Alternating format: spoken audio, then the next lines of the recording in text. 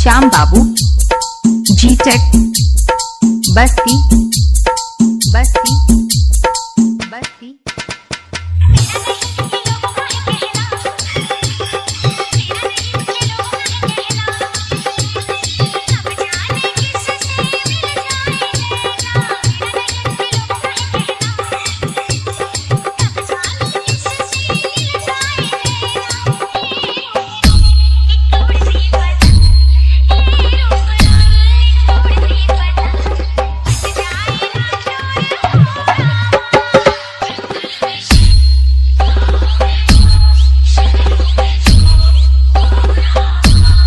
श्याम बाबू जी-टेक बस्ती बस्ती।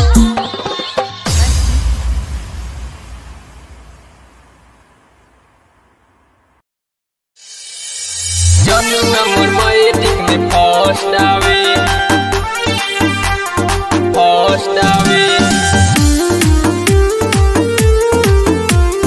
जनुआ मोर मैट्रिक में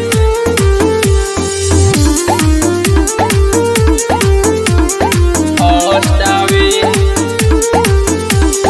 ओइलू सरस्वती माई हमारा गावे छुबतानी हमरा उडून पावे एटने तुहारा से अरजी बाबे जनुआ मोर मैट्रिक में फर्स्ट आवे।